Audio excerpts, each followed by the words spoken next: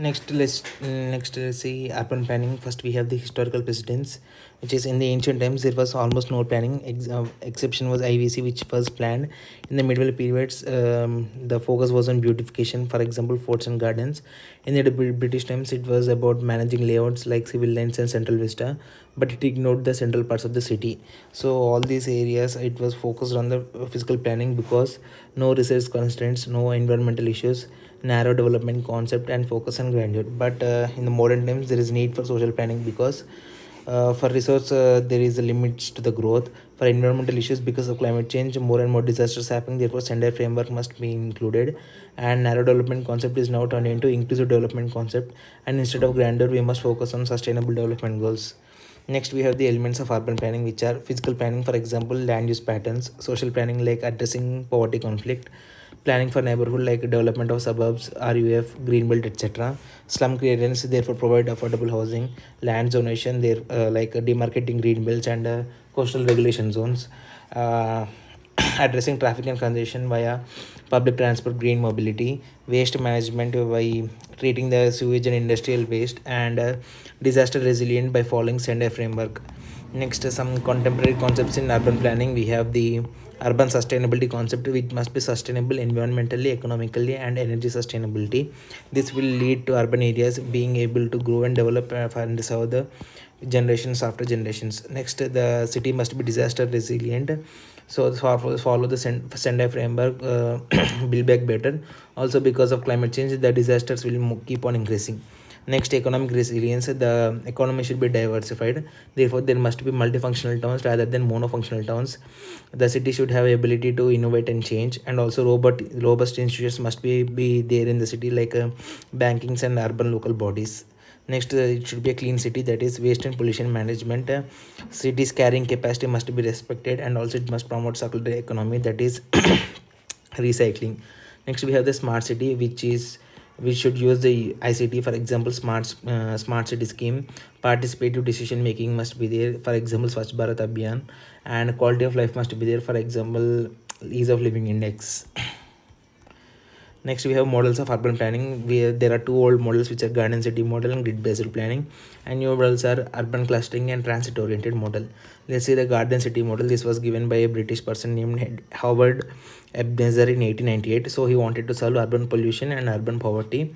For this, he wanted to create an urban forest where there will be community life in the rural belts, and plan towns for the commercial land use. So this will be commercial area, and this will be the residential for urban forest. So this was implemented in England in Letchworth, Welwyn, and Stockfield.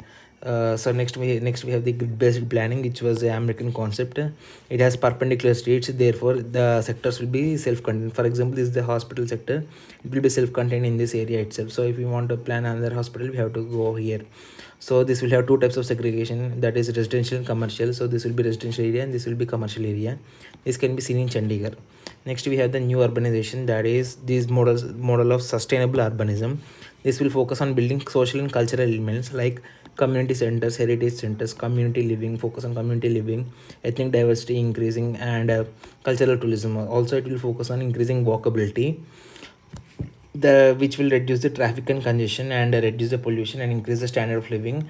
Also, it considers population as a social capital. So for this there are two options. One is urban clustering model and transit oriented model. We'll see them. So first, urban clustering model. This was given by Jane Jacob. So for him, he wanted a multifunctional landscape and to expand the green belt. So to get these both, the solution offered by him was the vertical development. Therefore, this will be the vertical development. It will be multifunctional landscape because mall, office, school, etc. all of them will be in a single complex, and because of this, there will be more space freed, which will be used as a green belt. And because of the high rise buildings, there will be more walkability and less congestion. Next, we have the transit oriented development, which is also called as the TOD model. So according to this model, all development, either commercial or housing, it must be done within 500 meters of the major transport corridors, like road, rail. Within 500 meters, all the development must be done, and the rest of the area should be left open. So because of the clustering, walkability will increase and congestion will decrease, and because of the open spaces like parks and forests, pollution will come down. So, for example, let's take the case study of Singapore. They had challenges like resource constraints, population density, sea level rising, and changing demography. So, the solutions offered by them were water treatment plants, renewable energy, air quality monitoring, massive rapid transport system, green buildings, and circular economy promotion. So, national urban policy framework, it gives 10 sutras. First, cities as engine of human capital. For example, Boston and New York cities, they have great universities. Also, sense of place, that is, a person must relate to city. This can be done by increasing his social life and community gatherings. There should not be static master plans, rather there should be evolving ecosystems. For example, Nagpur metro and mixed use clustering in Singapore. Cities must be built for density, that is, they must be able to accommodate more and more people, and public places should have be improved so that there is much social interaction. Because of social interaction, we can improve trust or mutual trust, and social capital will increase and reciprocity will increase. For example, Varanasi Ghats, city should be financially resilient. There should be multimodal transport capacity.